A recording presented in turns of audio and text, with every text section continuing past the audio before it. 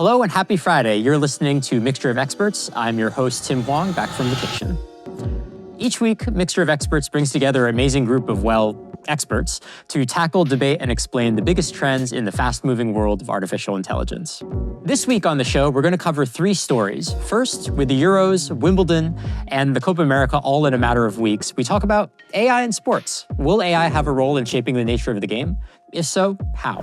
They might just see gameplay, whereas we see data and an opportunity to derive these types of insights, to help find that signal in the noise, to provide those serendipitous type moments that connect people to the game. Second, a new study out in the IEEE's Transactions on Software Engineering reveals new data about GPT's performance on coding tasks. What's it tell us about the future of coding assistants? I worry a bit about, this over-reliance on AI tools for problem solving, especially as you're learning in the early stages for programming. And then third, a fascinating paper out in arXiv entitled Scaling Synthetic Data Creation with 1 Billion Personas from Tencent's Seattle lab. Does it provide a way forward for resolving data bottlenecks? And what can we use personas for in the future? How confident are we about the coverage of these 1 billion personas? And do the underlying large language models, really understand being a Maasai warrior?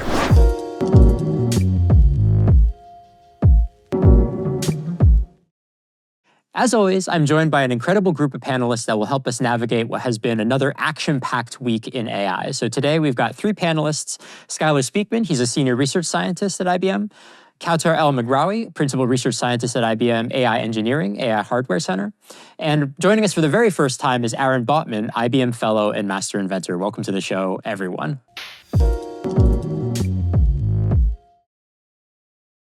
First, it's been a very busy season if you're into watching sports. Wimbledon, the Euros, and the Copa America are all happening basically like this week, last week. I know we've talked largely on the show at Mixture of Experts on AI as kind of an internal business process. But I think, particularly with all the sports in the air, I've been kind of thinking that it might be a really good opportunity for us to talk a little bit about the ways in which AI might reshape sports itself. And Aaron, I want to start with you as kind of our new panelist on the show, just to pick on you a little bit. You were actually at Wimbledon. And I'm curious, as someone who works, day in, day out, right? Like, why did you go? What do you think? And as someone who works in AI all the time, I'm sure if your experience of this kind of tennis tournament where you're like, oh, actually, there might be a lot of ways for AI to apply. So just kind of as an initial place, just to get the report on Wimbledon. Yeah, so I mean, it's always fascinating, to watch how we operationalize lots of these AI techniques, in particular in this case with our partner, Wimbledon. And I was lucky enough to go. We've been doing this with them almost 30 years now. And this year, we focused a lot on generative AI. But I also don't want to forget about classical AI, right? Because both of them are very important. And we used many different techniques in order to do it. But to actually be there, right, during the tennis and being and sort of in the thick, right, of the space, it's very interesting. Because there's many aspects. There's how's the technology performing? How is the consumer acceptance, of the tech? And then how's the back office acceptance as well, right? So it's always nice, right, to watch people around the world, use it. We get billions of users every single year, that use, our systems. In this case, for the generative AI, just at the halfway mark, right? People spent 2,319 hours just looking and reading the generative content that we produce. And I think if I can ask you to back up a little bit, I mean, our listeners won't necessarily be familiar with what you were working on. We'd love to hear kind of a little bit more about what is the technology that you were mostly focused on this year and what people were doing with it. Yeah, so we're looking at bringing the game in a personalized way to you. Right, and so what we like to do is mix in different aspects. We like to rank players. We like to predict who might win a match, and then we want to create content to catch you up, right? So that if you join in the tournament, we want to create these digestible nuggets so that the consumers around the world can view and understand what's happening in the match. right? And it helps, the fans, whereas, they might just see gameplay, whereas we see data and an opportunity to derive these types of insights to help find that signal in the noise, to provide those serendipitous type moments that connect people to the game. Yeah, for sure. And I was talking with a friend recently about this. So as someone who got into football, soccer, that is, during my time like in the pandemic, my experience of the sport has largely been like a visual experience, right? And it is so interesting to me that like, having never gone to a game, I'm a huge fan. I watch all the time. But my primary experience is kind of like intermediated, right, through, social media and what I see on TV. And it kind of sounds like there's been a similar exercise to try to figure out like how AI kind of plays a role in that interface, right, from like the fan and the viewer to kind of get more out of the game. I guess Aaron, I'm curious, like any lessons learned, things that you thought like worked really well for this work? Yeah, so we use lots of different sensors around the courts to gather data. So we use like a Hawkeye system that has, up to 9 different cameras that track the ball, track the players. We get all sorts of stats that are streaming to us. But there's just this deluge of information, right? And it's hard for people to just comprehend it. So one of the lessons learned that I think we had was to create these digestible narrations of, pre-match, post-match, about the players. So they can go in and just quickly read up, on their favorite players. And then some other aspects that we also learned is that sometimes it's nice to inject information that maybe somebody wouldn't ordinarily, know about or read about or even think about. Right. So it's nice, to watch that, happen and spread. So that's, one of the pillars. I think just very quickly, the other pillar would be on the operations side. That it's always great to have human and machine and algorithms working together to create the symbiotic, experience that can be used whether it's mobile, you might be on site, as a fan. So it's really evolving, right, into this sort of Moneyball 2.0. Yeah, I think the power of AI in sports really is transformative, and AI here plays a multifaceted and transformative role. Especially not just on the commentary side, on the user experience. I think there are lots of different applications where we can see the power of AI here, like things like performance analysis, athlete and performance training, where with using wearable technology, you can have these sensors that collect data on the athlete's movements, the biometrics, etc., and analyze the data to provide insights of, where the athletes can, improve. Video analysis, analyzing video footage of the training sessions and games, assessing techniques, identifying weaknesses. Game strategy is also a big application here. Health and injury prevention, with doing things like injury diagnosis. AI algorithms also can assist in diagnosing injuries through image analysis. Fan engagement and experience, of course, is the fun part of it.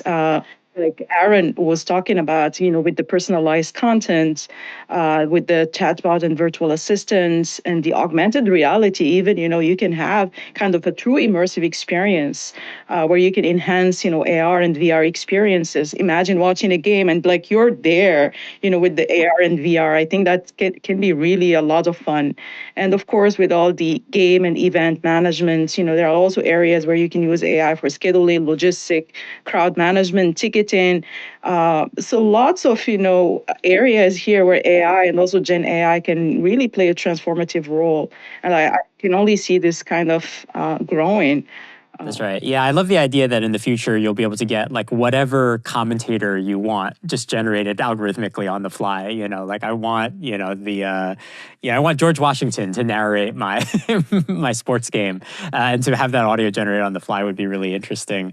I also think this kind of point about kind of like the back end is also really interesting about like all the operations it will help with. And I know Skyler, you were interested in particular the idea that kind of, maybe teams that will be able to like really manage all this data will have this huge advantage in the future. And like it'll be like a wonderful world where basically like, someone managing a top tennis player in the future will like also be trying to get H100s to run their own fine-tuning runs.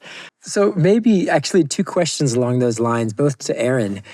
Do you know of any of the tennis players? Have they used this? Are they looking at their narrative that was generated? So, has it reached the player side? I know we're talking about consumer-facing tech at this point, but have any of the players commented? And the second one is, when is IBM going to bring this technology to esports? So the data is almost already in a more usable format there, but can be just as much hype and excitement and drama in some of these more recent esports that are coming out. And I think there's a great opportunity to bring this technology to electronic gaming. That's one of my favorite pastimes. So yeah, Aaron, any comments on those? Yeah. So first, great questions, and suggestions. I think that players actually use some of our information, and it's really funny. Some of them do, some of them don't. Some of them are very superstitious, right? If they were to look at one of our predictions, right, then it would sort of mentally affect the way in which they play the game upcoming. And so some coaches do not let their players, look at some of our features. And then some properties we're not even allowed to, during a game to show, any sort of predictions or sometimes even gen content, because it might influence, right, play as well. But on the other side of the coin, some players, have, used it and they do look, at the stats, that we boiled down. And we also had a project with the US Open. We worked with some ATP players and so on, where we would help them train, so they would see videos of themselves playing. We would find highlights of how they played. So it was like a dashboard, with the developmental center. So there's that aspect. And I was curious, do any of you play tennis or sports? And not very well. And would you use these kind of insights, or? I think I would try to use, especially if maybe trying to help with my performance. I mean, I'm not an active sports person, but I would hope to help me maybe improve techniques and things like that. But another thing, is there any downside to this? And I worry a little bit maybe about the bias and fairness with certain athletes. These are always flags, red flags that we could have with the use of AI. The AI systems can inherit biases present, in the training data. Could this lead to unfair treatment of the athletes? For example, biased scouting or algorithms might overlook maybe some talented individuals from underrepresented groups. So there are some, dangers. I don't know, Aaron, if this is something that you think the current algorithms are taken seriously, or this is still early on and we're just evaluating the technology right now and maybe start looking seriously into these concerns, privacy issues, bias, fairness. Yeah, fantastic topic that could take hours, right, to talk through. But so yes, fairness, transparency, and explainability. Where in Gen AI might call it chain of thought to understand what's output from the models. But a story real quick, and tennis, we used to measure or still do measure the excitement of videos, right? So we'll look at, for example, signals like sound, right? Gestures, score. And we quickly found out that somebody who's an amateur, right, who's playing golf, they might have a really exciting shot, but because they're not a very popular player, there's not a lot of people around them to make a very loud cheer. Right. Whereas there might be a top 5 ranked player who makes a routine shot. It's not that exciting, but has a huge cheer because there just happens to be a lot of people there. Right. So we take that into account, and we'll debias with post processors, based on different restrictive traits that we have, because it's real. Right. And we work to make sure, that we can debias these types. And there's many debiasing ways and methods. Right. And the Gen AI space, we're, I think, just beginning, around that. And a question for you all is, we try to balance creativity with factualness, with these different generative content. How do you think the field can do a better job, right, at doing that, with respect, if you think there's hallucination, if you're more creative, whereas you need fact checkers, and so on and so forth? I think one thing that will become, if we continue to kind of collect this data, you'll be able to ask questions about how exciting was the current top star when they were just starting out. You'll be able to go back in time 10 years and look at that top star when nobody was following him, but he was still making the great shots. We probably don't have that now because we don't have as much historic data. But if you can, you'll really be able to watch entire, I think, careers play out over time, at least with your ideas of the guy who's not popular now but made a great shot. You'll be able to ask that same question. All right, Michael Jordan, his freshman year of college, didn't make the team. That type of perspective. But we're not going to be able to do that with the snapshots of data we have currently. Yeah, and I am hoping that some of these tools will actually help teams kind of like see around corners, right? Like I think some of the most interesting times in sports is when someone comes up with an entirely new strategy, right? That kind of like totally changes the nature of the game. And hopefully with data, there's like a chance to kind of identify a lot of things that we might not otherwise in the past. So I'm going to wrap up this section. I guess, Aaron, maybe a question just to throw it back to you is, it seems like you've done a bunch of work in tennis, right? So like Wimbledon, US Open. And I'm kind of curious if there's like, as an AI researcher, is there kind of like a dream sport you'd really want to kind of like apply some of your techniques to, or ones that like, haven't really been investigated? I assume one of the reasons for tennis is like, it's a lot more controlled, right? You can like set up a bunch of cameras. There's kind of a defined place where it happens. But I'm curious from like almost a CS point, like what's the next most exciting, sport to get AI-ified and why? Yeah, so we focused a lot on tennis, golf. We're doing some, fantasy football, which borders on e-gaming. We did do some e-gaming with the Overwatch, which was very interesting. But I think exploring the intersection of gaming with that of a sport, because I really enjoyed the challenge of e-gaming because, the physics engine can change. You can get new skills and new abilities on the fly. You can get power-ups, so it's different. And your models have to adjust very quickly, and maybe quickly online learn a new hero, right? That is transported into the game. So that's interesting. And in a real live aspect, one of my favorite sports to watch is basketball. I would love to look at that, analyze more of the team aspects in play, and then also look at the Olympics. I saw an article where I believe it's NBC. They're going to be using generative AI to recap, some of the matches. So I'm very curious about what they're going to do and how that's going to, be accepted, really, by the population. But yeah, so that's my answer. I'm sticking with it.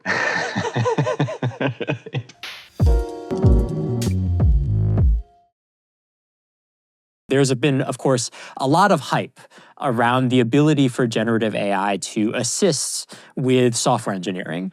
And a lot of excitement about the idea that at some point, AI might just do the coder's job entirely from end to end. Copilot, of course, one of the most kind of successful, I think, products of the Gen AI era is a great example of this. And there's a great paper that came out just last week in the IEEE Transactions on Software Engineering entitled "No Need to Lift a Finger Anymore?" Assessing the quality of code generation by ChatGPT. And basically the idea is to say, okay, well, we know that these systems can code. How good are they at doing it? And so it benchmarks ChatGPT against a number of different coding challenges to assess how well it is at generating code.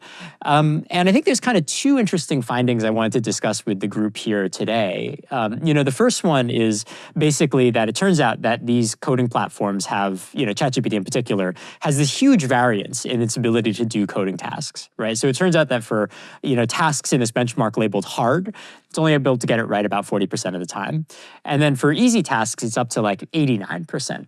And I'm kind of curious, as folks on the call who all code and presumably use stuff like, Copilot, I think there's been a narrative which is, okay, these coding assistants are basically just like Stack Exchange +++, right? They just help you search the internet and get an answer for easy things.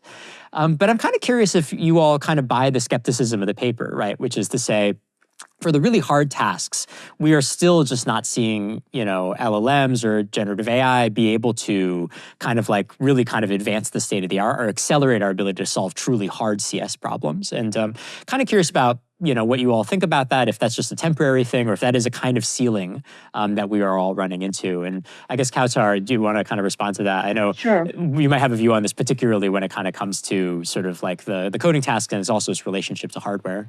Yeah, I really enjoyed reading the paper. I think it did a very nice study to evaluate, GPT for coding challenges, which revealed mixed performance, like you showed. So, influenced also by this training, data cutoff, and the inherent limitations of existing models.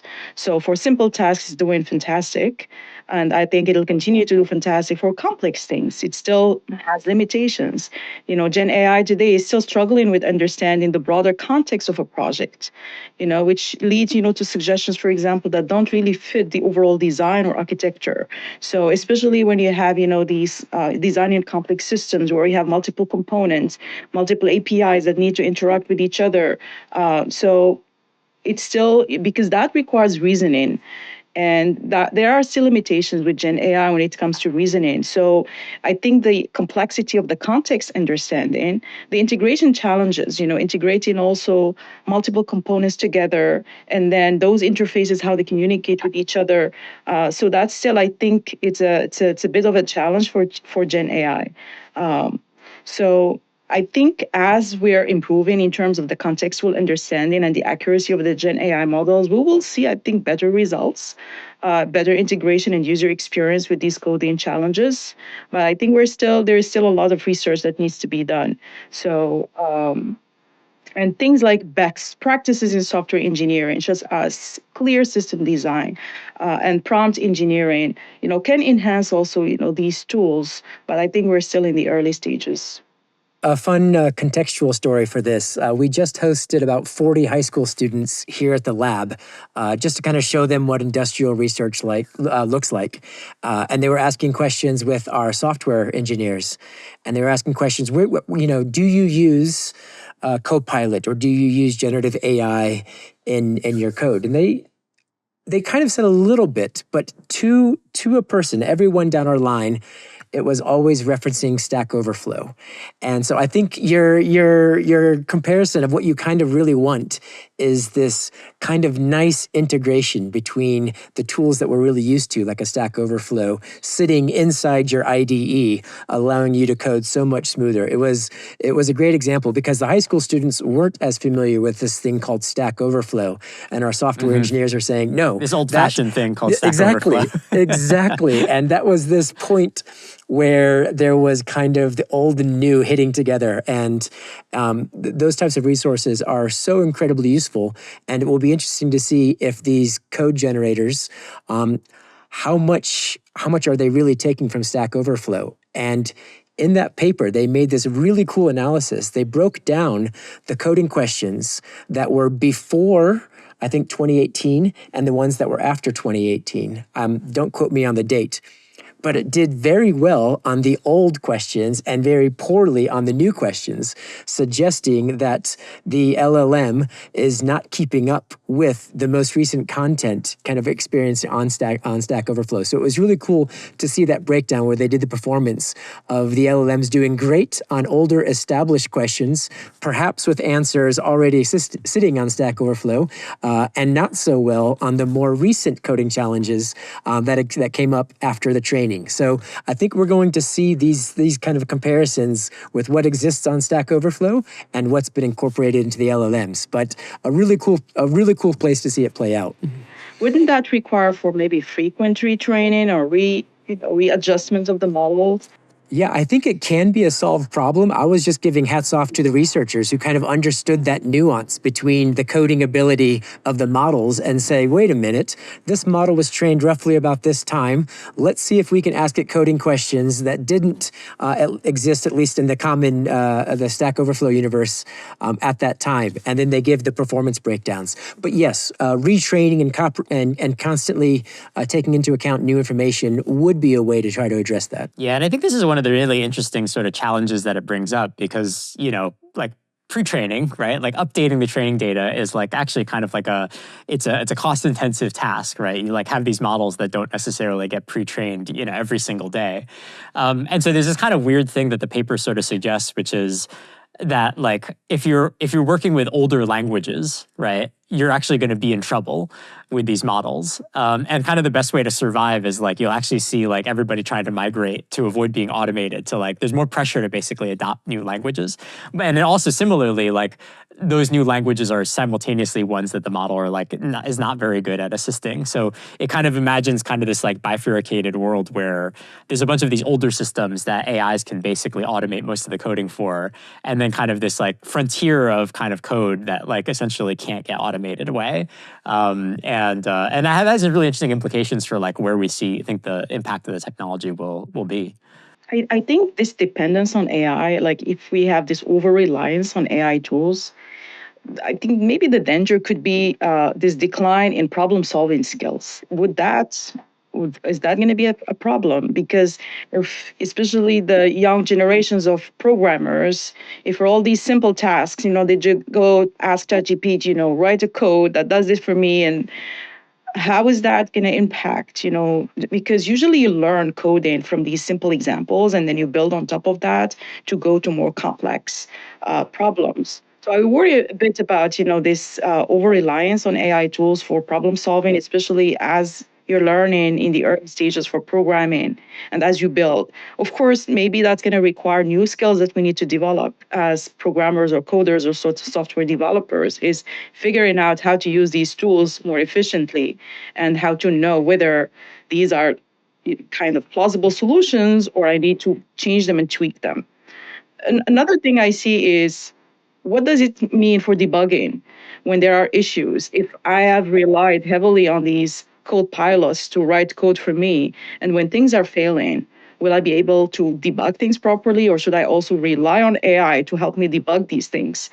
So it's kind of, it's interesting to see how the interplay of all these different things will come to play, and the role of humans here and coders.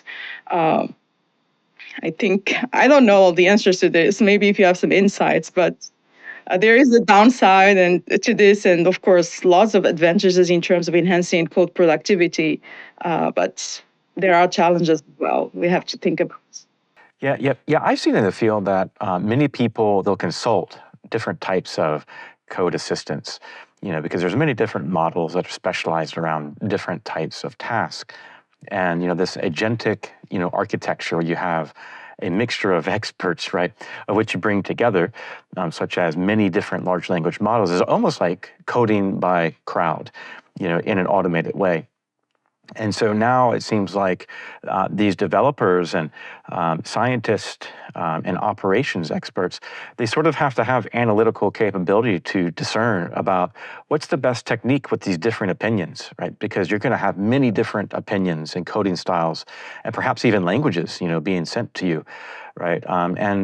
And I think one important aspect that I always try to follow is that there's no free lunch, right? That there's not a perfect algorithm suitable to solve every single problem, right? It depends on the context of the problem of which is at hand. And so with that in mind, I think the human really understands the context of their audience, what they're trying to build, where they can deploy it, whereas these code assistants, at least today, know a limited amount of the context, and therefore it's important to get multiple large language model opinions as far as what they should or shouldn't do. And one area that I have a lot of interest in is this automatic translation of code. So say you're running an application in one language, let's say Python, right? Maybe it could be transpiled into Rust, right? Where maybe it would be less memory intensive, on the fly, and or you could have a human sort of look and say, yes, I agree, no, I don't agree, and sort of take that analytical approach. But I think it's all emerging, right? And I'm really excited about the future and what we as IBM can also do with InstructLab, right? To use skill building, right, in a way to help with this. It was mentioned before, but the sort of timeliness, right, of data of which it can understand with in context learning, fine tuning. There's many approaches, and there's going to be many more in the future. Yeah, I think one big thing that LLMs will probably play a big role in is the average state of documentation for code is very, very poor. And I feel like the one enormous use case is even outside of coding assistance, just taking a piece of code and make sure it's like well documented will be this like huge improvement in quality of life for this kind of work.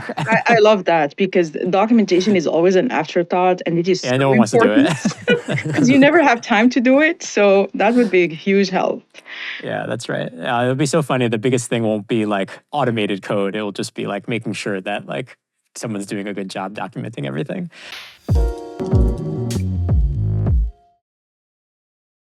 Well, great. Well, I want to take us to our last topic of the day. There was another wild paper, if you're kind of a weirdo like me and just like browsing archive for fun. This is one of the papers that kind of popped up recently that sort of caught my eye. And, the way it did this is because it basically is people doing SEO with their papers. So the title is Scaling Synthetic Data Creation with 1 Billion Personas. And so with a name like that, I got to click it, I got to download it, I got to read it. And some of us need to even print it out, like Skyler here. And it's actually a pretty simple idea, but I think this particular group of experts would be really good to kind of tackle it. To just kind of give the overall background, right? The idea is, there's a need to generate synthetic data often, right? Because collecting real data out of the real world is very expensive and comes with all these operational difficulties. So people are always kind of trying to come up with ways of creating data from scratch that they can kind of just generate on the fly and use it to effectively train their models because it kind of like reduces that bottleneck. And so these researchers out of Tencent's Seattle lab said, oh, well, maybe one fun way of doing this is I can kind of instantiate what they call personas, which is like a personality. Could be like, your job is as a dog catcher, or your job is as a professional coder at IBM. And their kind of observation is, well, we can get these different personas to do different tasks to output data for us. And these tasks will generate very different reactions, right? So it turns out if you ask a dog catcher to generate code for you, it will look like different from the code that you have if you prompt the model to say you're an expert coder. And what they kind of make the argument for is that with all of these personas, we have a scalable way of generating lots of training data. And you do a couple experiments to show that you can use the synthetic data to train an LLM to do math problems effectively. And I guess maybe just to kind of kick it off, particularly Kaoutar with you on the line, I think the big question here is like nowadays, like how much is compute the bottleneck and how much is like data the bottleneck? Because it feels like here is the world where it says, okay, well, if you just have lots of compute, you can generate all the data that you need. But, a few episodes ago, we were just talking about how difficult it is to come by compute. And so I'm really kind of interested in your take on like, what is the bottleneck right now in the machine learning workflow? Yeah, that's a very good question. Of course, with Gen AI, compute is a big bottleneck right now with especially the MUTML multiplications that takes a huge amount of compute with the current accelerators and hardware. Data, when it comes to data bottlenecks right now, I think in certain industries, what is the bottleneck today? It depends. In certain industries, we don't have much data, especially in industries like Industry 4.0, where you have, machines and so on, and you need to understand, their operations. Sometimes there is a lot of noisy data, or, you have sensors, and you probably haven't collected the data for these sensors for an extended period of time to be able to have enough data to train a good model, to predict anomalies or do things like that. So in certain areas, in certain industries, there is this huge lack of data. When it comes, for example, to text, we have an abundance of text right now online. However, that text sometimes is not properly formatted, or there's a lot of noisy and redundancy in the text. So I see, both of them are bottlenecks. And it depends on maybe the industry, the sector, the use cases. So data could be a huge bottleneck in case, you don't have enough data, or you have tons of noisy data and you need to curate the right data, the right context, et cetera, to build the model. And in that case, the synthetic data generation could be of huge help. Of course, compute is still a bottleneck, especially right now with the shortages of the hardware shortage that we have in the accelerators. And, this rate, with these large models, we have all these computes. And of course, we've talked in other episodes about, new approaches to the matmul-free approaches or the in-memory computing approaches and neuromorphic and so on, trying to reduce that bottleneck on the compute. So I see both of them are bottlenecks depending on the context, the use case, the industry. Yeah, no, for sure. Yeah, there's a reaction I had to the paper, which was basically like, well, this just makes all the existing bottlenecks more bottlenecky, Yes. right? It just turns out like, actually, the great way to get data is more compute. And it's like, okay, well, it's just like more pressure. Like people want even more chips. Yes, exactly. It's like Aaron, it an looks like you, chicken and egg problem here. yeah, that's right. Yeah, I guess, Skyler, maybe I'll turn to you as someone who has printed out the paper. Yes. Although someone who's printed out many papers and not read them. I don't want to imply that you have read them. But I mean, have we solved the synthetic data problem? Like, how do you like this approach? What do you think about it? I do like the approach. I think it's quite creative, and they scaled it in a way that I probably wouldn't have gone with. I've actually used ChatGPT to write bedtime stories for our kids right there alongside them. And a case in point here is they play Minecraft. And so they will basically say, write a story, but make it about Minecraft. So now you basically have just created a persona of a Minecraft player who's responding to the prompt. So we've been doing that as kind of an individual scale, and this paper has now taken it up to the billion persona level, and they're keeping track of all those generated stories in order to try to get that diversity. So very cool in that angle. But I want to spend a bit of time talking about that very important word at the end there, diversity. How confident are we about the coverage of these 1 billion personas? And do the underlying large language models, really understand being a Maasai warrior? Maasai is a tribe here in Kenya. And so, yes, you can ask the large language model to take on that persona. Whether or not the generated output from the persona of a Maasai warrior matches reality, that I don't know how well they really covered. But hats off to the authors for having that idea of, let's take a generated text from all of these different type of personalities and actually put a number behind it of 1 billion. Very cool. We have not solved the synthetic data question yet. And I think the most obvious question that comes up on this is, how do we know that those personas are well represented in the underlying model? So yeah, those are some of my thoughts on that piece. Yeah, for sure. And almost we're kind of in an interesting, and I see Aaron, you're about to come in. We're almost kind of an interesting place where it's like the only way we could validate whether or not these personas are accurate is to have real world data of these, and so there's kind of this weird chicken egg issue, which is like, well, I don't know how validated they are, but if in order to validate them, we might very well get the data that we need. Aaron, do you want to jump in? Yeah, no, I just saw this a really interesting, stat where, the average human can read about, 1 billion words, or 1 million words, right, in a year, right? And then these algorithms can read about 6 orders of magnitude more in a single month, right? They're just thirsty, right, for this data, right? And so that projects, don't quote me on this, but around 2030, 2032-ish, we're going to run out of useful data in many different domains, and being able to synthesize data is very important. But if you stratify the data and in so many ways, like in the paper, the danger is, are you watering down, all the different personas where we could agglomerate and make them less, like prune them a little bit, because they're not really that much different, right? Because it's almost close to the human population on Earth, right, of 1 billion personas, right? So that's one area. But then I do think that what would be interesting to hear about would be like the notion of the Turing test 2.0, right? How do we ensure that these new personas really do pass mustered, right, and that they actually do produce the transparency we need, explainability, train of thought, fairness, right, because we are going to be splitting up data in different ways, and there could be side effects about that. So I was curious what folks thought. I think the idea of trusted personas or pruning personas, Aaron, like that you mentioned, is very important. Can we kind of distill all of these personas into few ones that we can trust, that give us, the best maybe accuracy, and prune away the ones, because there are, billions here, as we're talking about a large number of personas. Another thing, how do we tie this maybe in a real problem solving word scenarios or industrial use cases? And what does that mean? For example, if I am trying maybe to build a personal, a foundation model, for example, for a factory, failure diagnosis and so on. Is there a persona there?